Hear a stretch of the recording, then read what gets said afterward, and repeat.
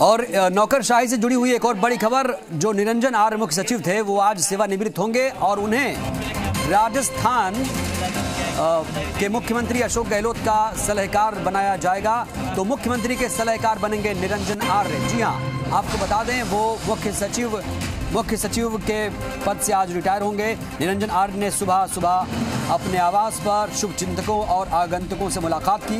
विभिन्न संगठनों से आए प्रतिनिधियों ने सेवानिवृत्त पर आर्य का साफा और माला पहनाकर स्वागत किया आर्य का। इसके साथ ही आगे के लिए शुभकामनाएं दी। इस दौरान मुख्य सचिव निरंजन आर्य ने कहा कि उन्होंने आम जनता की समस्याओं के लिए दरवाजे हमेशा खोले रखे। जिन लोगों से कार्यालय में मुलाकात नहीं हो पाती थी उनसे आवास पर मुलाकात करते थे। हम सब जनता के सेवक हैं, इसी बात को ध्यान में रखकर जनता के लिए काम करते रहेंगे।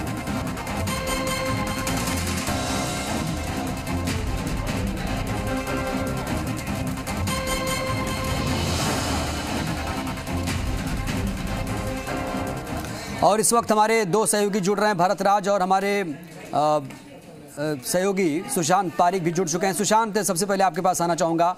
आज का दिन बड़ा दिन है क्योंकि बताया जा रहा है कि 13 साल बाद राजस्थान को दूसरी महिला सीएस मिली है।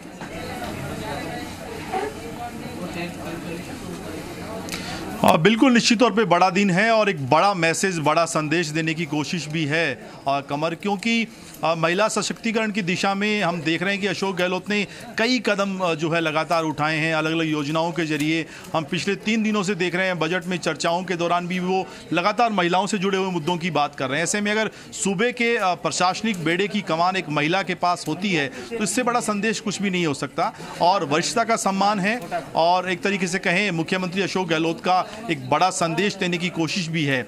लेकिन जो एक आदेश जारी हुआ है निरंजन आर्य को लेकर, जो आज रिटायर हो रहे हैं सीएस के पद से, उन्हें मुख्यमंत्री का सलाहकार बनाया गया है। ये भी एक जो है बड़ी कोशिश मुख्यमंत्री की, इस लिहाज से भी कि उनके भरोसेमंद जो है वो माने जाते हैं, उनके विश्वस्त हैं, एक लंबा अनुभव उनके पास। हालांकि आरपीएससी के चेयरमैन के तौर पर उनके नाम को लेकर चर्चाएं थी, लग रहा था कि एक बड़ी जिम्मेदारी जो है उनको मिल सकती है। लेकिन उसके साथ साथ एक चर्चा ये भी थी कि उनकी पत्नी चूंकि आरपीएससी की सदस्य है संगीता, वो अब कमान संभाल सकती हैं। हालांकि सबसे वरिष्ठता के लिहाज से कहें तो राजकुमारी जो गुर्जर हैं उनका नाम था, लेकिन लग रहा है कि अब समीकरण बदले हैं, एक स्ट्रेटजी बदली है। अब निरंजन आर्य मुख्यमंत्री अशोक गहलोत के उन सलाहकारों की सूची में शामिल होंगे जो राजस्थान के कामकाज को संभालने में अशोक गहलोत का एक तरीके से सहयोग करेंगे, उन्हें सुझाव देंगे। किस तरह की भूमिका सलाहकार के तौर पर रहेगी, कौन से सेक्टर में, क्या ब्यूरोक्रेसी को लेकर ही वो काम देखते रहेंगे, ये देखने वाला जो है प्रश्न होगा।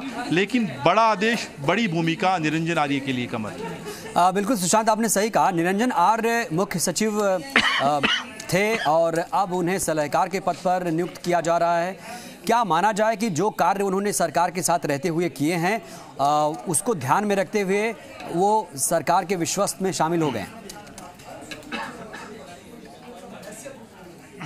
निश्चित तौर पे वो विश्वस्त पहले से ही थे, तभी उन्हें वरिष्ठता को नज़रअंदाज करते हुए सीएस बनाया गया था। कमर, अगर आप देखें जब उन्हें जिम्मेदारी मिली थी तो दावेदार वो नहीं थे वरिष्ठता के लिहाज से, लेकिन अशोक गहलोत के भरोसेमंद थे। और बात ये भी की जा रही थी कि क्या उन्हें एक्सटेंशन मिल सकता है, इस बात को लेकर भी चर्चाएं थी। लेकिन तमाम कयास जो हैं वो उषा शर्मा के नाम के साथ ही एक तरीके से विराम लग गया। उसके बाद सवाल ये था कि निरंजन आर्य की भूमिका क्या होगी।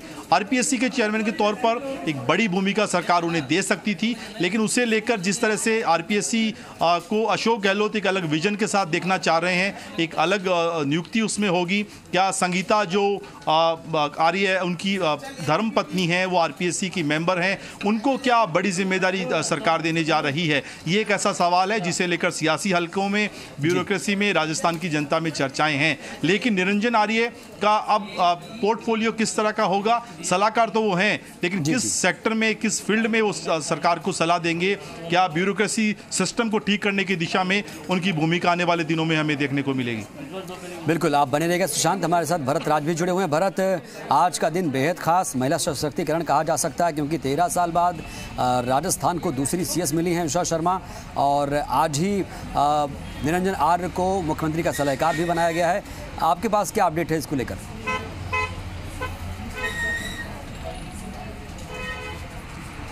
देखिए, निश्चित रूप से ब्यूरोक्रेसी के लिहाज से देखा जाए तो आज का दिन सबसे महत्वपूर्ण है, क्योंकि जो वर्तमान सीएस हैं निरंजन आर्य, उनका आज आखिरी दिन है। आज उनका रिटायरमेंट है और उन्होंने पहले ही संकेत दे दिए थे कि उनका एक्सटेंशन नहीं हो रहा है। चर्चाएं थी कि उनको एक्सटेंशन मिल सकता है, लेकिन उन्होंने खुद ही विराम लगा दिया था कि एक्सटेंशन का कोई सवाल नहीं है। लेकिन सवाल ये था कि नया मुख्य सचिव कौन होगा। उषा शर्मा वरिष्ठता में ऊपर हैं, उसके नीचे कई IAS और भी थे जो वरिष्ठता में हैं। उसमें महिलाओं की बात की जाए तो नीलकमल दरबारी थी, सुब्रा सिंह थी, वीनू गुप्ता थी। इसके साथ ही सुबोध अग्रवाल का भी नाम चर्चा में था कि उन्हें भी CS की जिम्मेदारी दी जा सकती है। लेकिन वरिष्ठता की बात की जाए, इससे पहले जब CS का नाम चर्चा में आया था, उस समय भी उषा शर्मा का नाम प्रमुखता से चल रहा था, लेकिन निरंजन आर्य के बाद में सारी चीज़ें खत्म हो गई थी। वापस से जब CS की नियुक्ति की बात आई है तो उषा शर्मा सबसे मजबूत दावेदार मानी जा रही थी। और डॉक्टर जो CP जोशी विधानसभा अध्यक्ष हैं, उनके साली की पत्नी भी है। माना जा रहा था कि उनको ये जिम्मेदारी दी जा सकती है। और प्रियंका गांधी की एक जो महिलाओं को आगे बढ़ाने की जो सोच है, महिला हूँ, मैं लड़ सकती हूँ, इस तरह की जो सोच है, यूपी कैंपेन की बात हो, वहाँ पर भी चुनाव चल रहे हैं, उसमें भी महिलाओं को ज़्यादा भागीदारी दी जा रही। उसी कड़ी में एक महत्वपूर्ण जिम्मेदारी मुख्यमंत्री अशोक गहलोत ने महिला CS के रूप में उषा शर्मा को दी है, क्योंकि ब्यूरोक्रेसी के लिहाज से जब सारी चीज़ों को देखा जाता है तो भरत, ब्यूरोक्रेसी की बात करें, नौकरशाही की बात करूं भरत, तो नौकरशाही या ब्यूरोक्रेसी का संचालन करना अपने आप में चुनौतीपूर्ण काम है। क्या लगता है आपको एक बड़ी चुनौती का सामना करना पड़ेगा, क्योंकि जिस तरीके से हम देखते हैं नौकरशाही में उतनी गतिशीलता रही नहीं है आज के दौर में?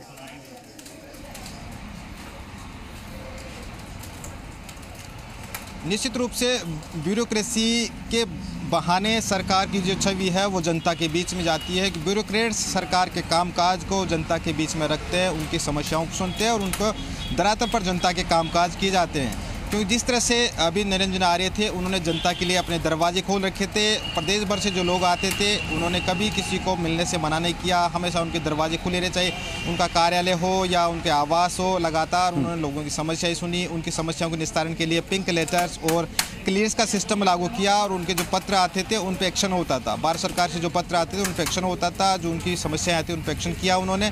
लगातार हर मंगलवार को कलेक्टरों के साथ एक मीटिंग रखी, थीम वाइज एक थीम उन्होंने जो अपने विचार मन में थी, जो समस्याएं आती थी, उनको लेकर कलेक्टरों को एक थीम जाती थी और सरकार का जो कामकाज है वो जनता से कलेक्टरों के माध्यम से वो उसकी नब्ज टटोलते थे। कैसे जनता में कामकाज जो सरकार की मंशा उनका कामकाज हो नहीं रहा है या हो रहा है, इसी को लेकर टटोलते थे और उसको आगे थीम हर कलेक्टरों को हर मंगलवार को देते थे, उसी पे काम करते थे। ये उनकी अच्छी सोच थी। उसके नतीजा ये रहा कि कलेक्टर सरकार की योजनाओं को। चलिए, तो कुल मिलाकर आज का दिन बहुत बड़ा है। भरत, आपका शुक्रिया और सुशांत, आपका भी बहुत बहुत धन्यवाद, क्योंकि आज 13 साल बाद राजस्थान को दूसरी CS मिली है उषा शर्मा। साथ ही साथ निरंजन आर्य के लिए भी आज का दिन खुशी भरा